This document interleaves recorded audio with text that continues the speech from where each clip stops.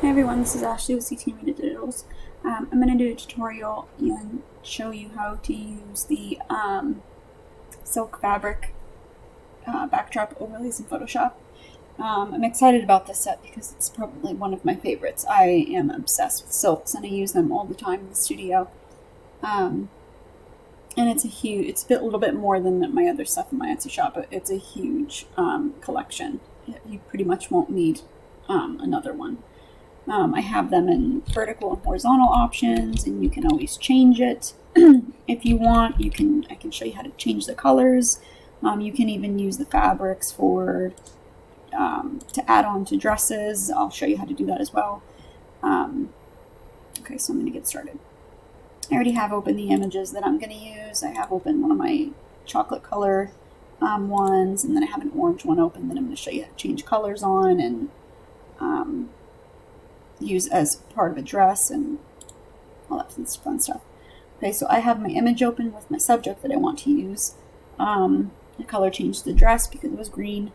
I already selected my subject. You just go over the quick select tool and click on select subject and zoom in and use your plus and minus up here to make sure everything you want is selected.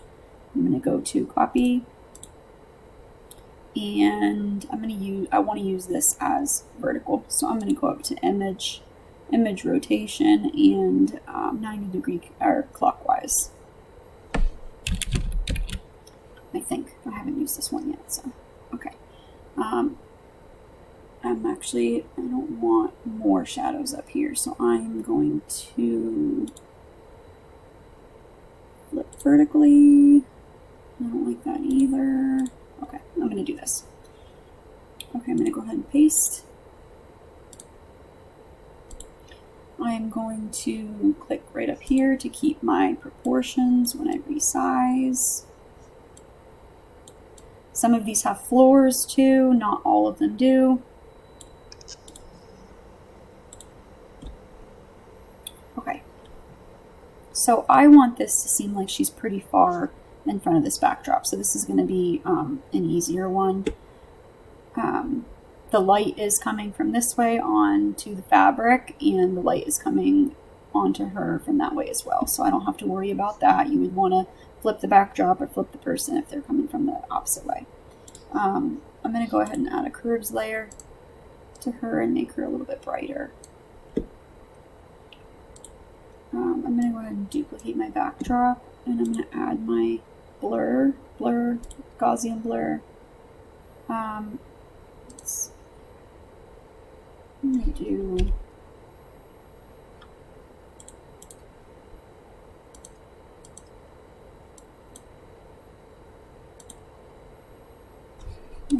like 3. Okay. I don't know whether I want it to seem like she's far away or not. I'm indecisive. Okay. I'm actually going to make her... I don't want too much of her legs showing. I want it mostly to be the top of her body and the dress. Okay. So first thing, I'm going to click on her. I'm going to create a layer mask, and I'm going to zoom in and clean up the edges if needed.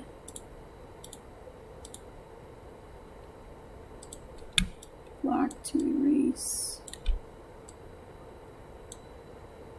I'm going to click on her layer and go to my clone tool, and I'm just going to fix this piece up here, right here, that it seemed to select pretty weird. I'm not going to take too much time on it, but that's how I would fix that.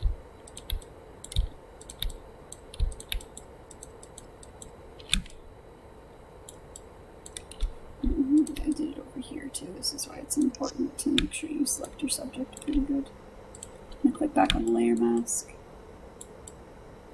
This was part of the backdrop, I think, but it blends in, so I'm not going to worry about it.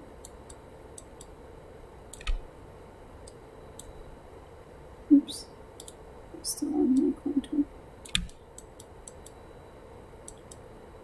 Get selected pretty good everywhere else.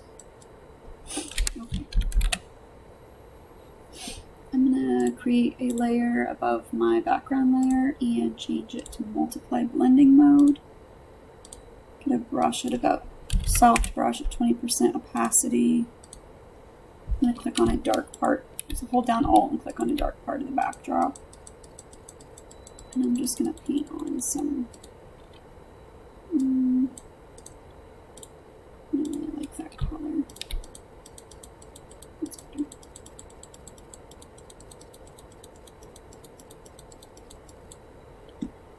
The backdrop, I'm going to add some. I'm going to go to my adjustments and I'm going to add in some more blacks. There we go. That's better.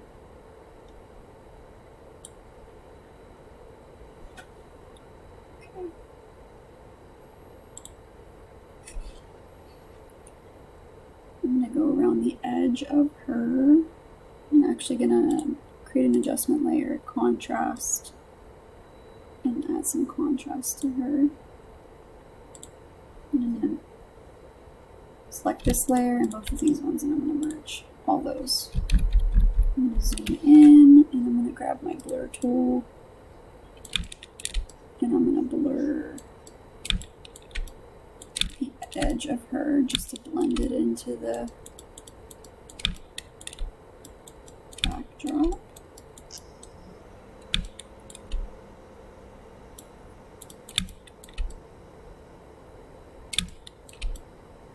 And I typically try to clean up the edges a little bit more, but for tutorials just to show how to use the backdrop, I don't typically worry too much about it.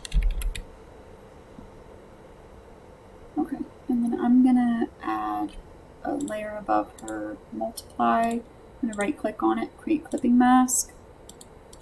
Grab a soft brush at 20% opacity. Grab a dark color on her dress, and I'm gonna add in some shadows over here. Dark color on her arm, I don't want to paint dark brown on her arm. Her hair color, some in her hair. I'm going to create a layer mask because I got some of that from her hair on her arm and I don't want it there. A black brush, 100%, and just brush that off.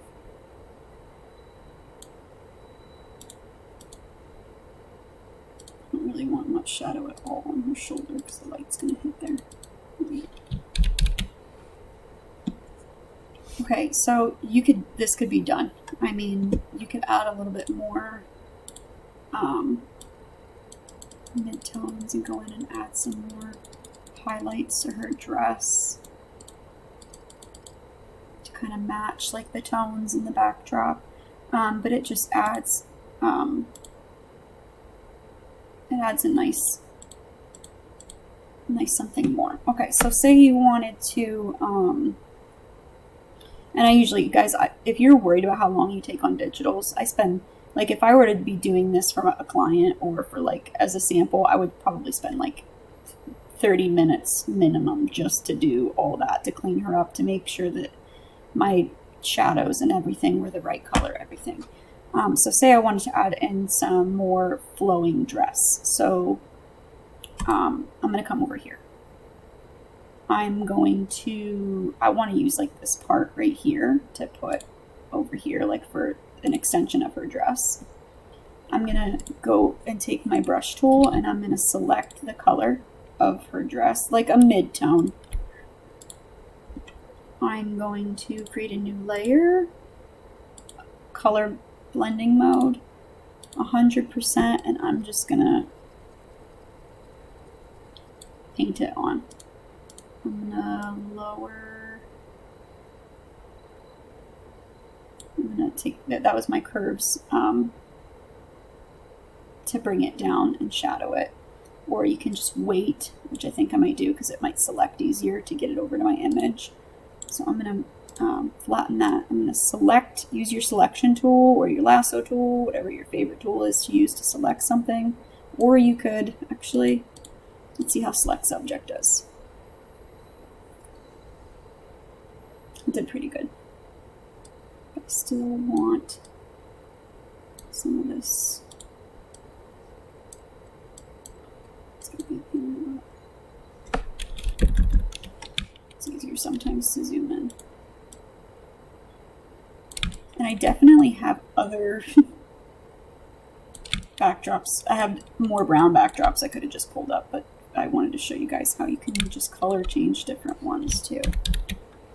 There's different ways to do that also. Okay, that's good for now. I'm gonna edit, copy,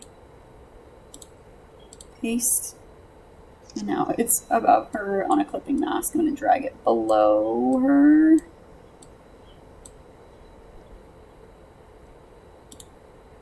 And bring it down here.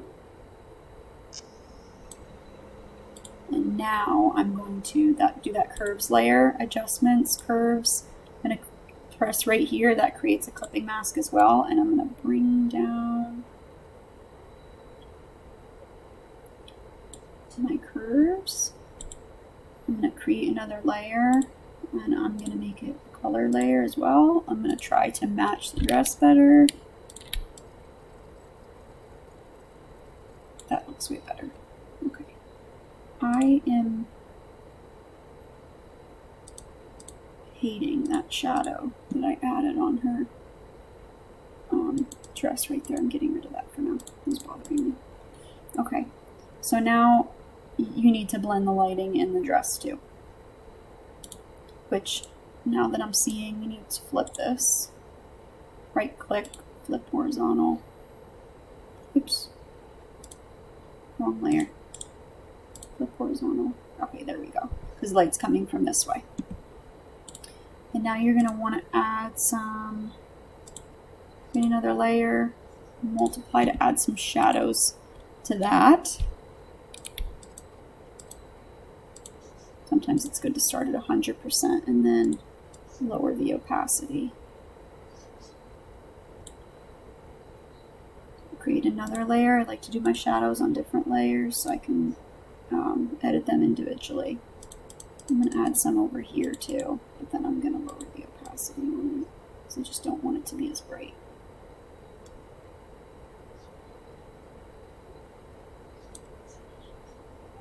Okay, I don't like the browns that are like on her dress down here.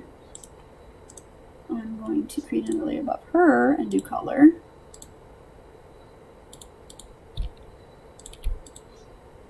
And I'm going to play around with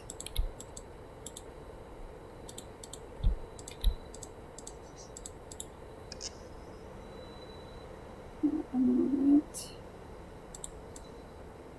Make it blend more. It takes a while to get the colors and stuff to match exactly. But that's how you do it. Erase that off of her leg.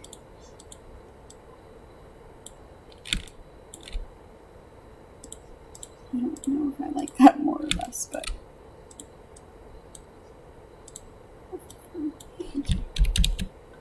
okay, so that's and you're gonna want to add blur to your dress too.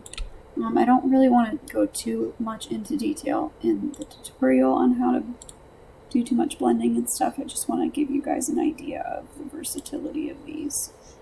I'm gonna do 2 for the dress here.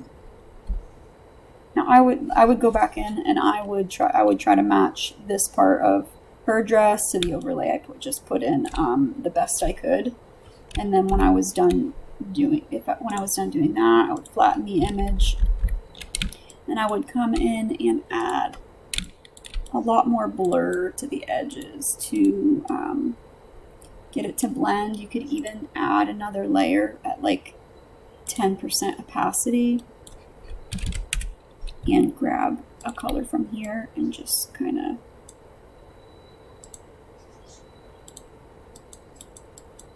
paint that on to get it to blend better. Sorry, my phone's going crazy here.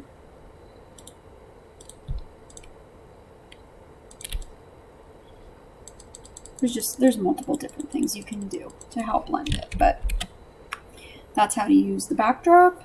That is how to use the backdrop overlays as fabric. You just select part of it.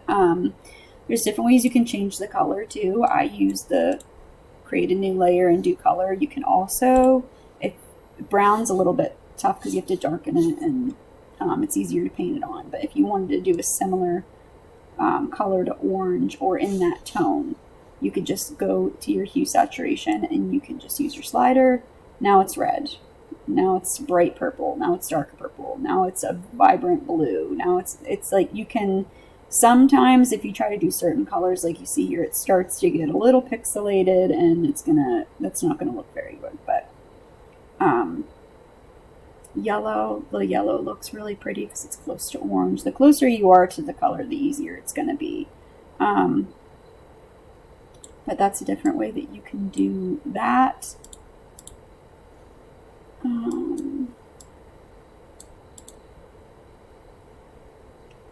These are all the different ones. I mean, there are a ton. I do want to show you another. Some of these I have stretched out over the whole backdrop, like the one I just used on with her, like the chocolate one. If this ever opens. This one, it takes up like almost the whole backdrop, so it's easy to place in there. I have ones with floors. If you're wanting to use one like, say like this, but you want to extend it, you can just go up to filter and liquify. Let me zoom out here and make your brush big, and you can just extend this. You need to do it thoughtfully, like not just like drag, because it's going to look silly in certain areas if you try to do that. And then you can use it covering the whole backdrop. Like I said, some of them also have a floor, so you can use them as like a full backdrop.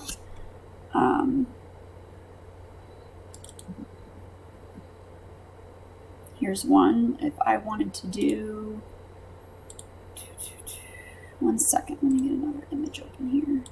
Okay, I opened another image. I wanted to pause it because for my clients, I don't like opening a bunch of folders on my computer. My clients are all over in those folders. So, okay, I'm going to select her real quick. I'm going to try to do a quick job on it so it doesn't take too much time.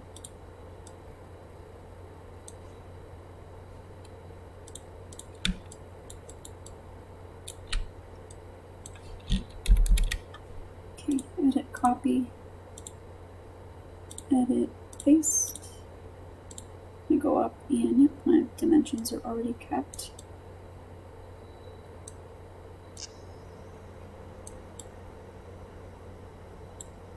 So much easier when they have such a flowy gown because the feet are hard to blend sometimes. I'm going to add a contrast to her, and I'm also going to brighten her up. Some of the backgrounds are also blurred more than others already, so you might not have to add much blur to some of them, but I'm still going to add blur to this one. I'm probably going to do about 5, I think. No, I'm not. I think 2 was good. I'm going to do a multiply layer.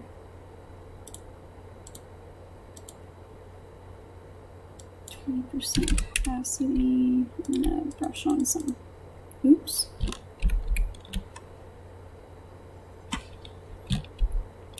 What did I do?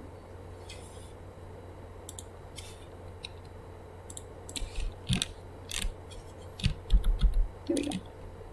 Put it back. Oh, I got rid of it later. Sorry, I don't know what happened there. Multiply. I'm going to brush on some shadow over here since she's standing there. And then I would go in and clean her up around the edges, add the blur like I did in the other one around the edge of her body, and then I would be done. I might add some shadow on this side of her body, just create another layer above her, multiply, soft brush at 20% opacity, grab a shadow and just paint on some shadows on that side.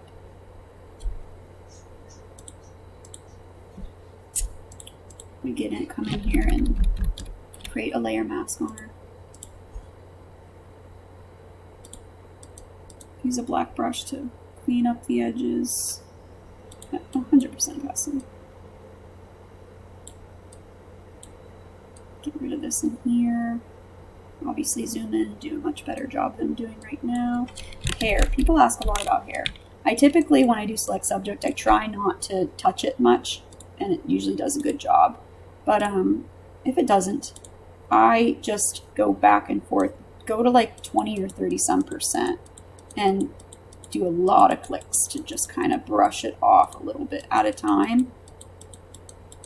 And you might have to go in and come back and brush some of it back in, but that's the best way. Select subject usually does a pretty good job, but that's the best way to,